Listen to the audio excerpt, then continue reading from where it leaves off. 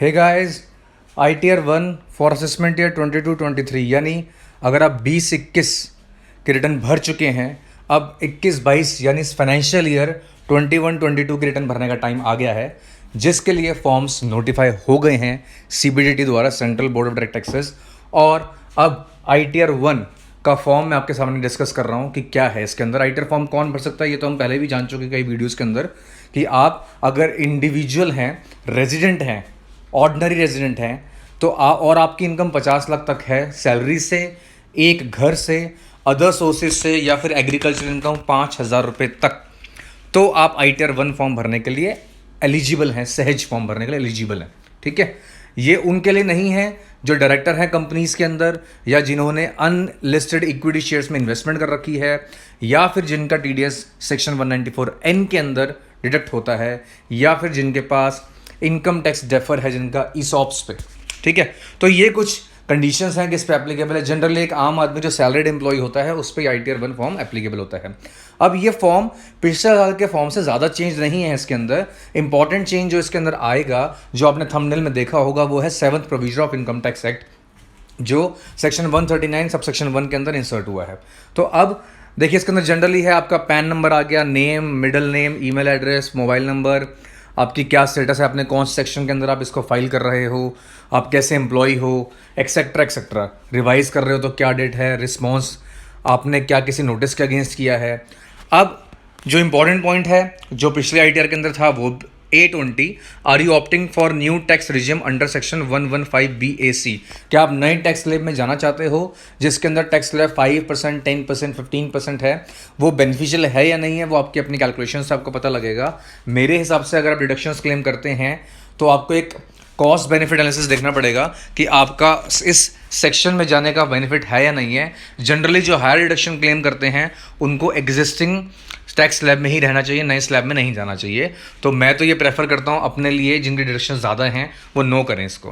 हालांकि पिछले साल भी फॉर्म था ये।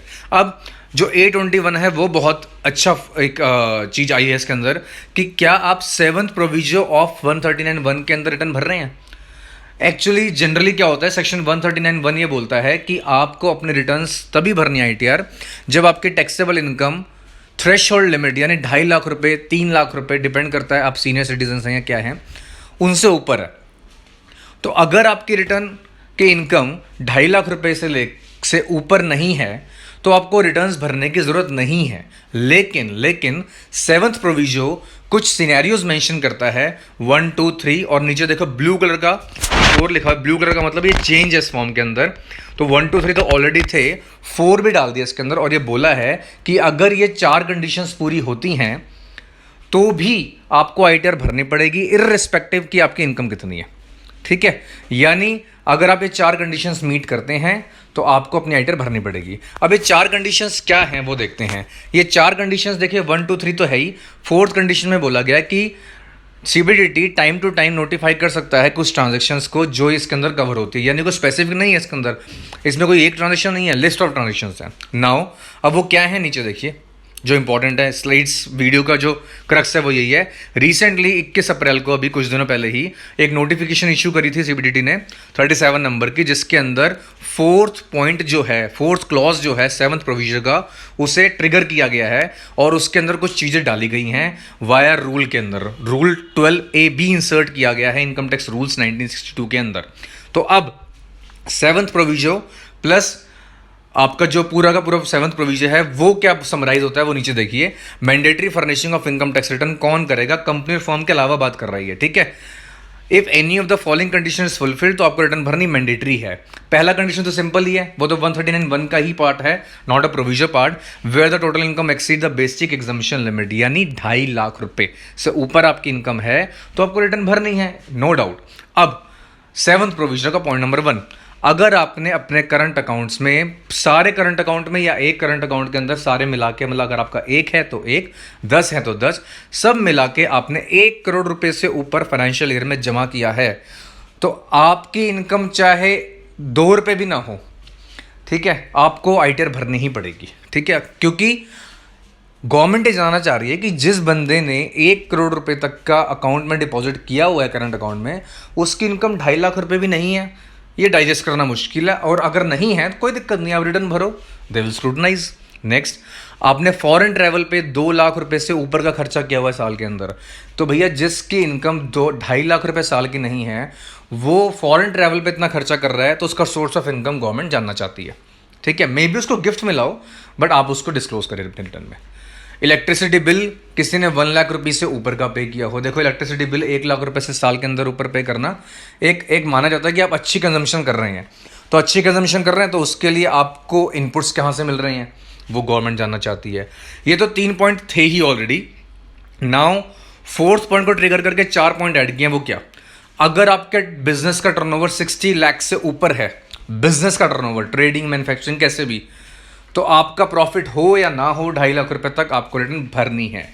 आपकी रिसीट्स प्रोफेशन के अंदर, जैसे आपको चार्टर्ड अकाउंटेंट्स, डॉक्टर्स, एडवोकेट्स, इनकी प्रोफेशन की रिसीट्स यानी इनकी जो कलेक्शन है साल की 10 लाख रुपये से ऊपर है, तो इनको रिटर्न भरनी है, चाहे इनको प्रॉफिट हो ना हो, क्योंकि इस गवर्नमेंट ये मान रही है कि 10 लाख रुपये से ऊपर का अगर आपको रिसीट्स है तो आपकी इनकम होनी चाहिए। क्यों नहीं है वो बताएं अपने रिटर्न्स में।